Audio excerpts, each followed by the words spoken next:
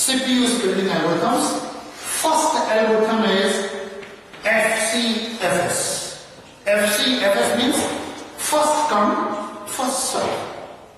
The second CPU scheduling algorithm is SJF. SJF means shortest job first. The third CPU scheduling algorithm is round robin. The round robin scheduling algorithm, it is represented by RR. Third CPU scheduling algorithm is priority. Priority scheduling. Priority scheduling. Now you see, if we talk about these different CPU scheduling algorithms, the CPU scheduling algorithms,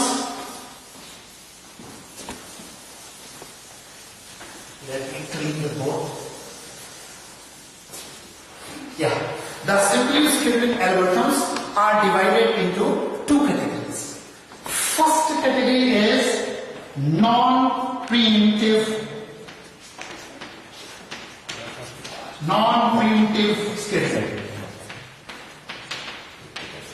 And its second category is preemptive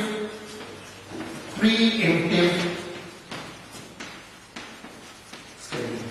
Let's first define what is non-preemptive.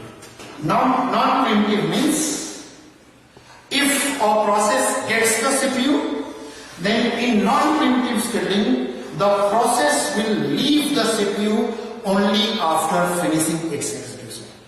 Whatever is the condition, in any condition, the process will not leave the CPU before finishing its execution if we talk about non-preemptive scheduling. Whereas in preemptive scheduling, if a process is executing and certain situations like higher priority process is arriving, in that situation, the currently executing process will be preempted and the CPU will be given to the new process. So if we see these algorithms, the FCFS scheduling, it is always non-preemptive. Whereas if we see shortest job first, the shortest job first algorithm, it can be non-preemptive or it can be preemptive. If we see round robin scheduling, so round robin scheduling, it is used in the time setting based systems. Like if you see Linux or Unix system, so Linux or Unix system, it uses round robin. So remember, round robin scheduling, it is always preemptive. If we see the priority scheduling, the priority scheduling, it can be non-preemptive. Non-preemptive means empty, or it can be preemptive. Now, let's start discussion about first come first serve CPU scheduling algorithm. FCFS. In FCFS scheduling, what will happen? The process which comes first, that will be executed first if all the processes arrive at the same time. Let's explain this FCFS scheduling with the help of an example. Let's say that there are 4 processes, P1, P2, P3 and P4. The arrival time in milliseconds of these processes are, say, process P1 arrived at time 0, process P2 arrived at time 1, process P3 arrived at time 2 milliseconds, and process P4 arrived at the time 3 milliseconds. If the execution time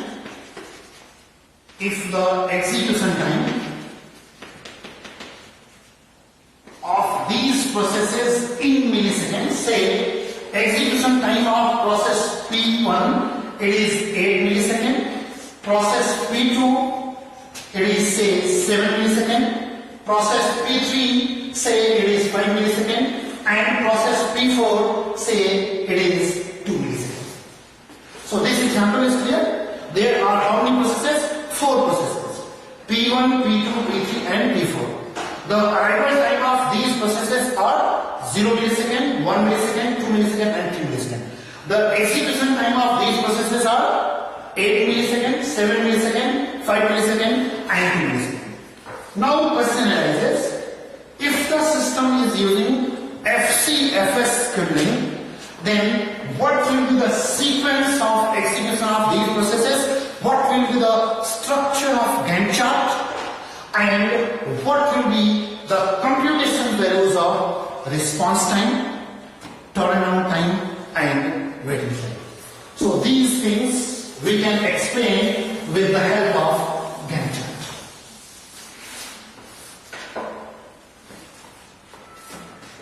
So if we are drawing the Gantt chart, so initially, what is the initial time? What is the starting time of the processes?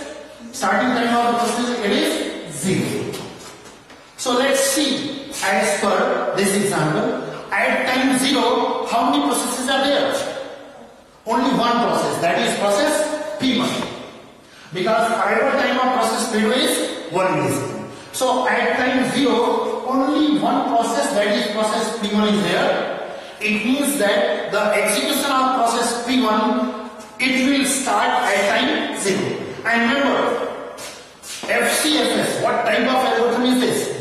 This is a non-preemptive. Non-preemptive means if a process P1 gets the CPU, then process P1, it will leave the CPU when? Only after finishing its execution. How much time process P1 needs for execution?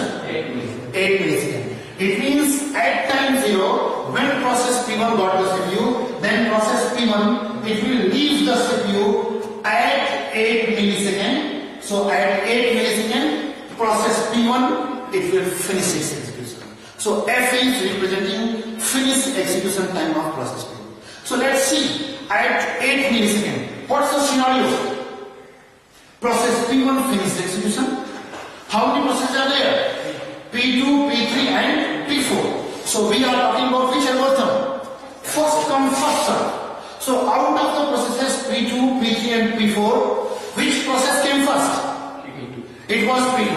It means that at 8 milliseconds, when execution of process P1 is over, the execution of process P2, it will be started. Again I am speaking.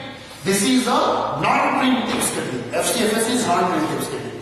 It means when process P2, it will get the CPU at 8 milliseconds. So process P2, it will leave the CPU only after finishing its execution. So if we see the execution time of P2 is 7 milliseconds. It means at the time 15 milliseconds, process P2, it will finish the execution. So see the scenario. At 15 milliseconds, process P1 finishes execution, process P2 finishes execution. So how many processes are left? Two processes, P3 and P4. So out of P3 and P4, which process will be executed first? Since process P3 came at 2 millisecond time and process P4 came at 3 millisecond time, therefore process P3 will be executed first, because the arrival time of process P3, it is prior to the arrival time of process P4. It means at the time 15 milliseconds, process P3, it will be executed, and process P3, it needs how much time? 5 milliseconds. It means from 15 milliseconds to 20 milliseconds of time, process P3, it will be executed.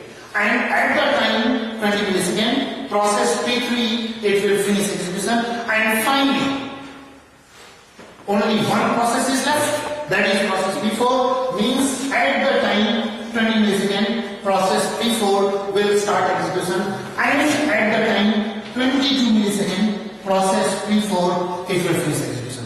If once this one is figure 2, previous figure that was figure 1, this is the Gantt chart. Spelling of Gantt, it will be G-A-N-T-T, never write single T. Gantt chart for FCFS scheduling. Before calculating the response time, turnaround time and release time. Let's verify your Gantt chart. So you see, what is the total execution time? 8 plus 7, 15 plus 5, 20 plus 2, 22. And if you see your Gantt chart, what is the finished execution time of the last process? It is 22. This ensures that your Gantt chart it is correct. So should we go for the next calculating the response time? So let's calculate the response time for process P1. Before calculating the response time, let me first define what this response time is. Response time, it is the time difference between start execution time of the process and arrival time of the process. So you see, P1, what is the start execution time of P1? It is 0. Means process P1 started execution at time 0. Whereas the process P1, it arrived at the time 0. It means that response time for process P1, it will be 0 and 0. That will be 0. Its unit is ms, that is millisecond. Now, response time for process P2. Same formula will apply. What is the start execution time? You see the Gantt chart.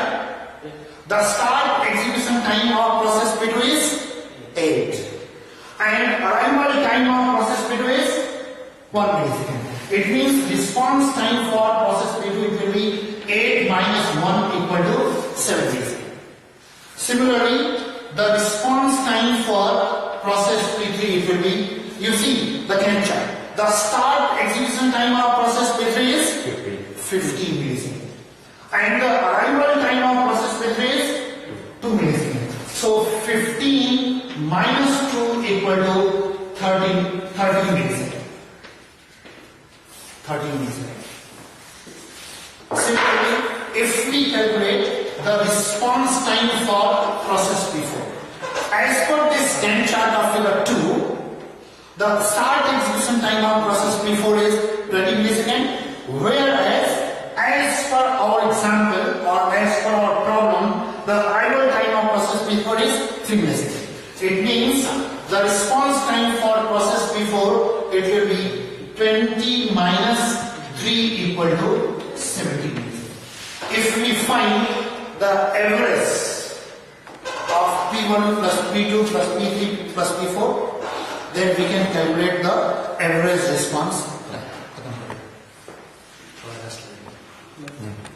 Is the calculation of response time for each process starting from P1 to P4. Now calculate the turnaround time for each process using this Gantt chart of figure 2. Turnaround time, let's first define what is turnaround time. Turnaround time, it is the time difference between finish execution time and arrival time. So if we calculate the turnaround time for process P1, then we will have to see the finished execution time of process P1 in the figure 2. So in figure 2, the finished execution time of process P1 is 8 milliseconds. So this will be 8 minus the arrival time of process P1. To see the arrival time of process P1, we will have to see our question. In our question, the arrival time of process P1 is 0. It means